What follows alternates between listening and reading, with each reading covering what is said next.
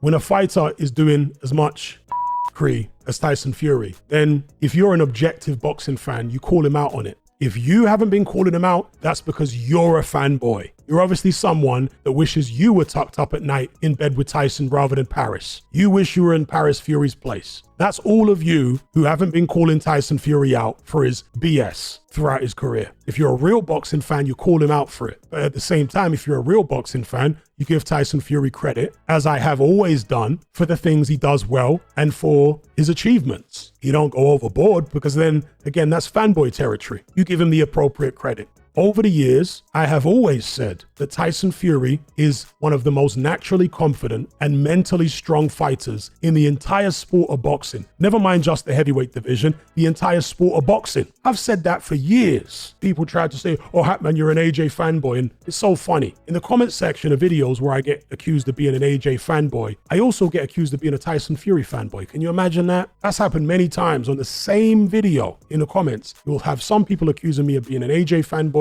and other people accusing me of being a Tyson Fury fanboy. Again, just projecting their own bias onto me. They don't understand objectivity. And objectivity, just for those of you who have never heard me explain it before, objectivity doesn't mean criticizing every fighter an equal amount. That's the opposite of objectivity. Why? Because not every fighter does as much BS. Yeah, it will be like a judge handing down the same sentence for a first-time offender who's a shoplifter as he would give to a serial armed robber. Is that justice? Is that fair? You give the first-time offender who's a shoplifter who shoplifted a Mars bar the same prison sentence as a guy who is a serial armed robber. That's not justice at all, is it? That is not fair. Fair would be to hand down appropriate sentences, sentences that fit the crime and fit the history of the offender. Tyson Fury is a serial repeat offender, lying, gaslighting, pulling out of fights, claiming that he was going to fight people that he never had any, so on and so forth. That's Tyson Fury's history. And if you are a real boxing fan, you would have been calling him out every step of the way when he was coming out with all this BS. But when Tyson Fury's good at something, as I've always said, mentally strong, he's a great big occasion fighter. He has great powers of recovery. He gets dropped, he comes back. Other than for a few seconds in the 9th round against Usyk, when he's been dropped in the past, he doesn't feel sorry for himself. He gets up with a fire in his eyes and he knows what to do. He's got great survival instincts. Even against Usyk, actually, in the 9th round, when he was tottering all over the ring, he still had the wherewithal. Did you guys notice this? He still had the wherewithal when he fell onto the ropes and Usyk started punching at him to actually turn his head in the direction that the punches were going, to take a little bit of the sting off them. He still had, even though he was seriously hurt and tired, he still had the wherewithal to turn his head the direction the punches were going, to ride the punches. So great survival instincts, mentally strong, big occasion fighter. He's not somebody that shrinks on the big occasion. That's always been AJ. He shrinks on the big occasion. He's trying to hold it together on the big occasion. He doesn't rise to the big occasion. He tries to hold it together. There's a difference. Tyson Fury rises to the big occasion. The big occasions actually give him extra motivation and make him better. Fury's one of these guys where if the occasion isn't big enough, he's going to underperform. He needs the pressure, actually, Fury, to perform to his best. When there isn't enough pressure, he's going to produce an Ngannou performance. He's going to produce an Otto Wallin performance when there isn't enough pressure. So different personality types. Anyway, that's my take on Tyson Fury.